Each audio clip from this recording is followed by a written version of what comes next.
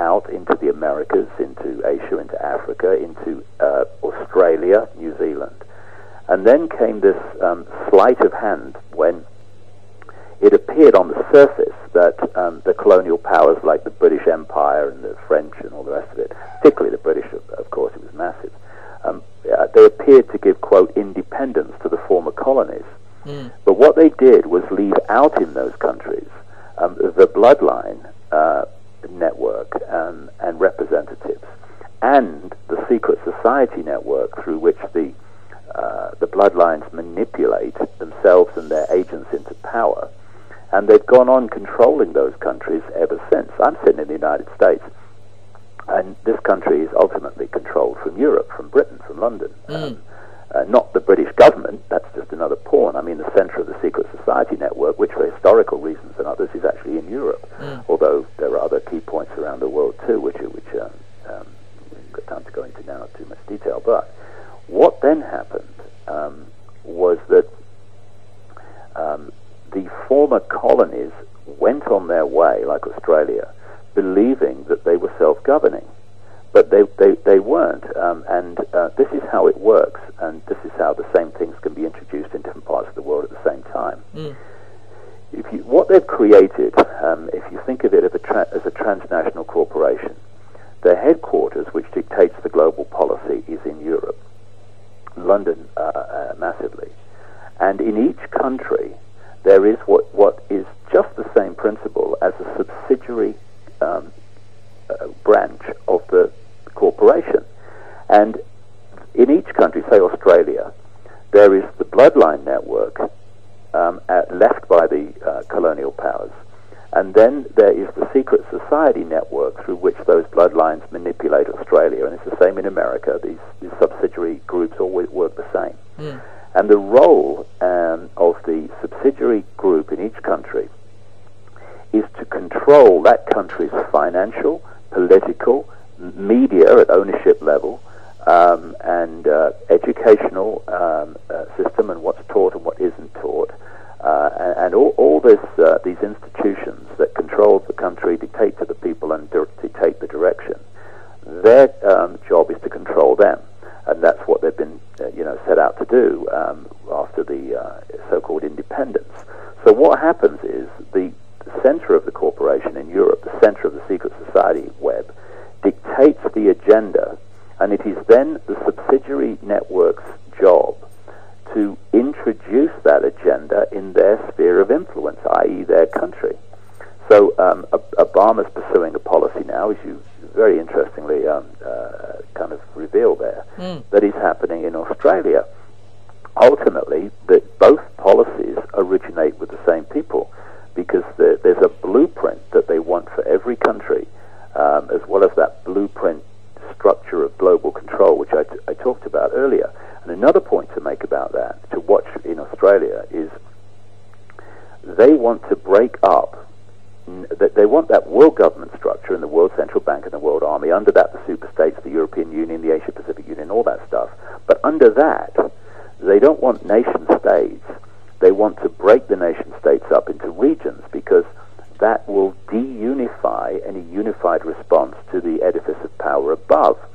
So what you're going to start seeing, they've tried it in Britain already. In fact, they've already done it to a point where they've given a so-called parliament to Scotland and a parliament to Wales, and they tried to break England up into regional parliaments as well, but they couldn't quite manage it under the Blair regime. And in the Nixon regime in America, they actually produced a map of America broken up into regions. And the European Union have produced a map, which one of the national newspapers in Britain published. And what is it? It's breaking European countries up into regions. And not only that, different regions of Britain would be connected not to the other regions of Britain, but to other regions of other countries currently in Europe. Again, complete deunification, therefore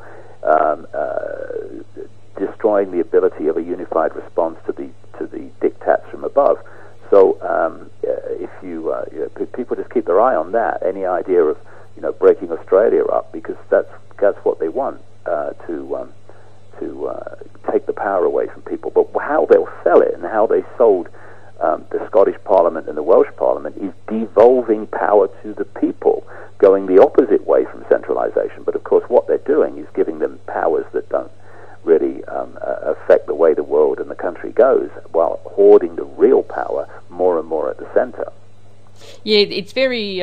because when you were speaking of that, my first, thought as an Australian was, well, I mean, you've probably heard about the bushfires and what have you over here. Australia, I believe, like no other country, pulls together. And my first thought would be, I just don't think they could break the Australian people up. But having read your work and having just heard, the problem, reaction, solution, and seen the way they do things, as you say, with the tiptoe totalitarianism, slowly and carefully and over the years, I, on the other hand, immediately think, well, he probably is going to be right as well, So what at first seems quite shocking, and you think, oh, no, that would never happen. What we're finding with your work is 10, 20 years later, actually it did happen.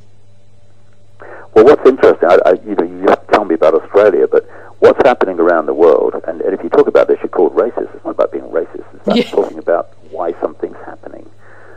The reason that the borders are coming down in Europe, so people from different countries are pouring into Britain, for instance, and there's just been protests in Britain while I've been away by British workers saying, look, hey, the jobs are going away with great rapidity, and more people are coming in to compete for jobs. What's going on? And there's been French riots and stuff like that. The borders between America and Mexico are being allowed to get looser and looser and looser, and the reason is they want people from different countries to pour into different countries because they want to break down a sense of national identity. Now, I'm speaking as someone who doesn't even recognize being British. I mean, I'm consciousness, like everyone else is, if we only remember. I'm consciousness, having an experience. My body had to be born, if you like, somewhere, or I would have drowned on a piece of land. It happened to be Britain. But I don't mean I'm British. Being British is just my experience. It's not what I am. I'm consciousness like everyone else. But if we're going to get streetwise about why this is being done, large numbers of people around the world have an identification with the country. Nothing wrong with that, as long as we realize it's an experience and not who we are. And that identification with nation, with country, with culture, is a big block on people meekly allowing their country to be destroyed and their sovereign nations to be destroyed, broken up into regions and dictated to from outside via these superstates. So what they're doing is opening the borders as much as possible to allow people of other cultures to pour into these different countries, and vice versa. It goes both ways, to break down any sense of culture. There's article after article, particularly early last year in British newspapers, which were asking the question, what is it to be British anymore? That's the idea. Because once you lose your sense of national identity, then you're much more likely to acquiesce to the process of destroying your nation state than if you have a fiercely strong sense of national identity. And what we're seeing here with Obama here in America is, and his White House Chief of Staff, Rahm Emanuel, watch that guy like a hawk. Talk about Svengali. I mean, he out-Svengali Svengali, this guy, and Machiavelli. And they're now talking about America having to make sacrifices for the greater good. And part of that sacrifice is to give up more and more sovereignty and power to make decisions that affect their own country. And Obama's being used as the used car salesman to sell this as coming together. It's like you said, with the volunteer community work.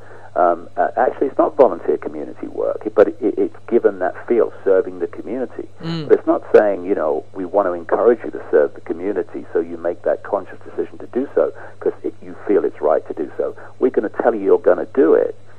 And so what Obama's doing is selling the sugar as he reads his teleprompter written by someone else. That's why, if you watch Obama,